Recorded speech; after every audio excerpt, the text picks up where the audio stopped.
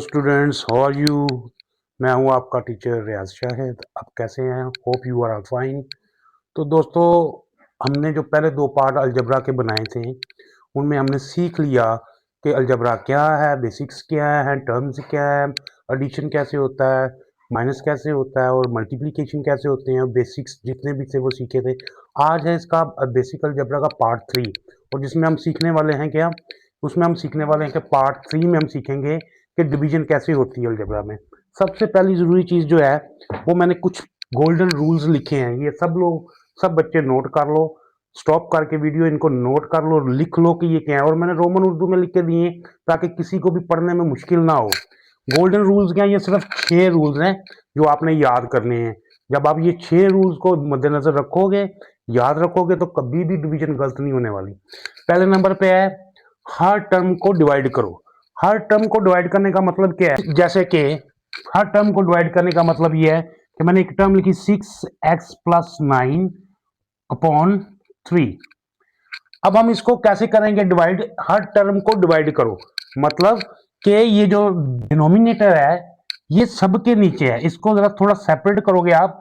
6x over 3 plus 9 over 3। Okay, तो इस तरह से आप इसको डिवाइड करोगे। कैसे? नंबर जो है नवंबर से डिवाइड हो जाएंगे। 3 1 जा 3, 3 3 जा 9, 3 1 जा 3, 3 2 जा 6, और एंड पे हमारे पास क्या बच गया? टू अपना हमारे पास एंड पे बच गया। फ्रेंड्स, आपका जो फर्स्ट रूल है वो मैंने आपको सोल्व करके दिखा दिया। अब आपका दूसरा रूल है कि सेम बेस या वेरिएबल सेम हो तो पावर माइनस हो जाती है। ठीक है, अब देखो ये मैंने एक टर्म लिखी जिसमें x पावर 5 है और नीचे डिनोमिनेटर में x पावर 2 है। तो मतलब ये कि ऊपर भी वेरिएबल सेम है और नीचे भी सेम है, मतलब ऊपर भी बेस सेम है और नीचे भी बेस सेम है। तो जब बेस सेम होती है वेरिएबल की और वो आपस में डिवाइड होते हैं तो उनकी पावर जो होती है वो माइनस में हो जाती है। तो आंसर क्या आएगा हमारा? सेम बेस, 5 पावर उसकी थी, ये ऊपर जो है ये वाला माइनस ऊपर जाएगा, -2 हो जाएगा। तो आंसर में हमारे पास क्या आएगा? x power 3। ये इसका आंसर आएगा। और सेकंड रूल का मतलब भी यही है, सेम बेस या वेरिएबल सेम हो तो पावर माइनस हो जाती है। अच्छा, यहाँ पे एक और चीज बच्चों नोट कर लेना कि ये पावर माइनस हो जाती का क्या मतलब है।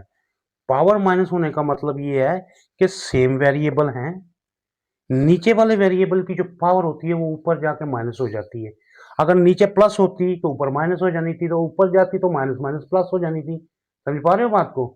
तो ये कंफ्यूजन यहाँ पे आपने कंफ्यूज नहीं होना। ठीक है, नीचे वाली पावर जो वेरिएबल की होती है वो ऊपर वाले वेरिएबल से जाके माइनस होती है। अगर ऊपर भी माइनस होता और नीचे वाली वैल्यू जो थी वो भी वो प्लस की होती, तो इसलिए जब ऊपर जाना तो वो वेरिएबल की पावर जो थी वो माइनस में हो जानी थी और डिजिट जो थे वो प्लस हो जाने थे। जैसे फर्ज करो यहाँ पे x पावर 5 -5 होती और नीचे x पावर 2 होती, तो ये क्या होना था? x -5 और ये ऊपर जानी थी -2, और ये x की पावर -5 और 2 7 हो जानी थी। ठीक है, क्लियर है? आगे जाके जो एडवांस लेवल पर जब जाओगे तब ये प्रॉब्लम्स आएंगी, तो फिर आपको ये याद रखना है। अब जो हमारा ये थर्ड वाला रूल है, नंबर और वेरिएबल अलग अलग डिवाइड होते हैं।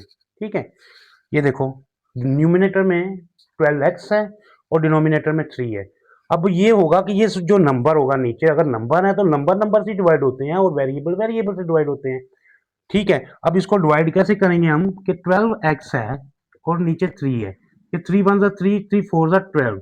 अब ये फिनिश नीचे 1 आ गया, जब 1 आ जाता तो सोल्यूशन खत्म हो जाता है, बस सोल्यूशन हो जाता है, उसके आगे कुछ नहीं करना होता। तो आपके पास क्या आ गया आंसर? ये 4 आ गया और ये x इसके साथ आ गया, तो आंसर आ जाएगा आपका 4x। ठीक है, कोई कंफ्यूजन नहीं होनी चाहिए आपको। अगर कोई प्रॉब्लम आती है किसी भी चीज पे कमेंट्स में लिखो, मैं आपको आंसर करूंगा। फोर्थ वाला रूल कि पहले कॉमन फैक्टर कैंसिल होते हैं, पहले कॉमन फैक्टर जो होते हैं वो कैंसिल होते हैं। देखो इधर ये है एक क्वेश्चन जो डिवाइड हो रहा है 3x से, 3xy और नीचे क्या डिनोमिनेटर में 3x। अब 3xy और 3x का मतलब क्या है? कॉमन फैक्टर जो होते हैं वो कैंसिल हो जाते हैं, यानी कि ये 3 3 से कैंसिल हो जाएगा, ये x x से कैंसिल हो जाएगा और पीछे हमारे पास आंसर बचेगा y।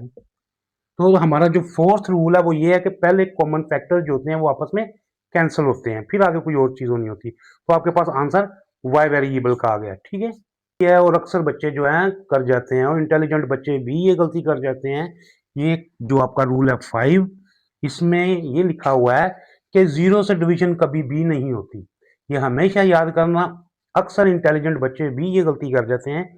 कहना क्या है, ये 5 रूल जो है, कोई भी वेरिएबल हो या नंबर हो, कभी भी जीरो से डिवाइड नहीं होता, वो रॉन्ग है। मैथमेटिक में ये कोई चीज़ है ही नहीं है, ये कोई कॉन्सेप्ट ही नहीं है। और ये गलती आपने कभी भी नहीं करनी है कि किसी भी वेरिएबल को जीरो से डिवाइड करो या कोई भी जीरो जीरो हो, तो ये बिल्कुल गलत है, बिल्कुल गलत, एब्सोल्युटली रॉन्ग। ये कभी गलती नहीं करनी है आपने। का नेक्स्ट जो लास्ट वाला रूल है वो ये 6 है कि ब्रैकेट हो पहले उसको फैक्टर करो। ठीक है, अगर आपका न्यूमरेटर में अगर ब्रैकेट में आ रहा है या डिनोमिनेटर में ब्रैकेट में आ रहा है, तो पहले सबसे पहले हमने क्या करना होता है, उसके फैक्टर निकालने होते हैं। तो यहाँ पे आपके पास क्वेश्चन जो है ये ऐसे अगर आ गया है 4 × x+2, तो हम इस पूरे पूरे हिस्से को हम एक नंबर की तरह ट्रीट करते हैं कि जैसे ये एक नंबर है। ठीक है, अब यहाँ पे नीचे डिनोमिनेटर है, तो डिनोमिनेटर के साथ ये वाला 2 1 ज़ा 2 2 2 ज़ा 4 डिवाइड हो जाएगा। तो हमारे पास फाइनल आंसर क्या आ जाएगा, x+2। ये है इसका मतलब। अब कहने को तो जितने भी सब टीचर जो हैं उन्होंने चीज़ें पढ़ी हैं, यही चीज़ें होती हैं मैक्सिमम, जो वो डिवीजन में ज़रूरी होती हैं याद करने की। कुछ ने ऊपर पहले ये वाली ऊपर बता दी होगी, कुछ ने नीचे बता दी होगी, किसी ने, लेकिन ओवरऑल सब रूल्स यही होते हैं डिवीजन को करने के लिए। अगर कहीं पे कोई समझ ना आए तो आप कमेंट्स करो और मुझसे पूछो, मैं आपको वीडियो में अपलोड करूँगा। कोई भी क्वेश्चन, कोई भी किसी भी किस्म की कन्फ्यूजन आती है मैथमेटिक्स में, ख़ास तौर पे अलजेब्रा में, क्योंकि हमारा ये पार्ट अलजेब्रा से बेस कर रहा है। अब ये पार्ट खत्म करने से पहले मैं आपसे एक बहुत ही ज़रूरी बात की डिस्कशन करना चाहता हूँ, बल्कि आपको बताना चाह रहा हूँ यहाँ पे, कि फ़र्ज़ करो हमारे पास 8 है, 8/4 है, ऐसा ही है। इसका मतलब है कि 4 8 को डिवाइड करेगा, तो हमारे पास 8, इसका मेथड होता है 8 को 4 से डिवाइड करते हैं। इस मेथड से हम डिवाइड करते हैं। कैसे करेंगे, 4 2s are 8।